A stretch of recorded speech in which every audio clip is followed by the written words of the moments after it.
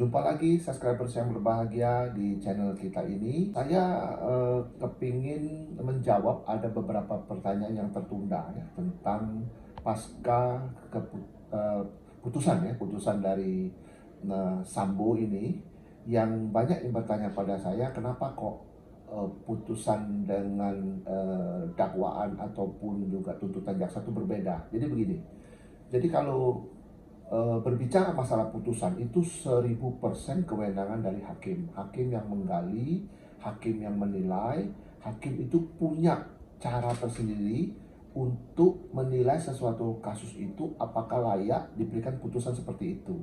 Saya tidak mau mengomentari apa yang sudah menjadi putusan di dalam itu pengadilan tadi ya.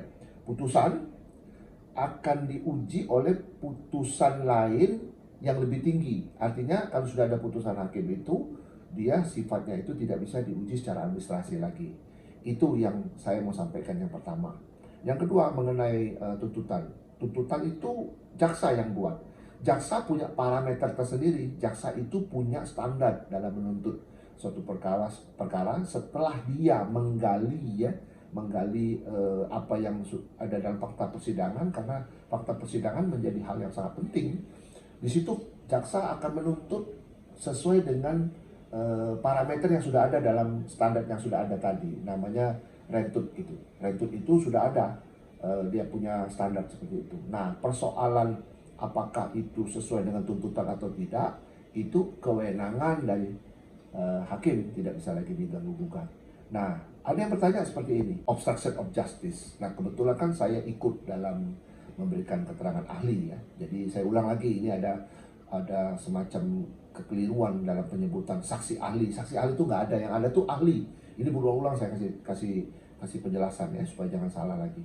Ahli memberikan keterangan kalau saksi itu merasakan, ya kan, juga mengetahui serta juga orang-orang yang secara faktual yang dihadirkan di persidangan itu namanya saksi. Kalau ahli bukan. Nah, dalam pertanyaan itu ditanya begini, Pak, dalam obstruction of justice itu Pak, apa yang dimaksud dengan obstruction of justice atau OOJ ini? Jadi OOJ ini sebenarnya adalah satu peristiwa pasca daripada satu peristiwa pidana terjadi. Jadi bukan dalam peristiwa itu sendiri. Kalau peristiwa itu seperti halnya yang terjadi, ada perintah ya dalam jabatan yang disebut dengan amte bevel itu menurut saya dalam aturan hukum positif itu sesuai dengan ketentuan pasal 51 itu menyebutkan bahwa dia tidak bisa dituntut pidananya. Namun pada gilirannya kita melihat sendiri bahwa hakim memutuskan itu ada satu tindak pidana. Jadi menurut saya doktrinnya begini, yang namanya perintah itu obstrak itu ya, di dalam obstrak itu tidak dikenal namanya OOJ. Orang yang melakukan perintah jabatan yang sah yang disebut dengan amte bevel itu hanya bisa diuji di dalam kode etik. Jadi semua profesi itu ada kode etik, termasuk di kepolisian. Nah, mereka-mereka yang melakukan perintah itu salah, ada perbuatan melawan hukumnya, ya, itu yang harus diuji di dalam kode etik, bukan di pengadilan pidana seperti ini. Namun, apabila di dalam kode etik itu ditemukan adanya elemen-elemen pidana, maka kode etik itu mereferensikan kepada penyidik ya untuk disidik secara pidana.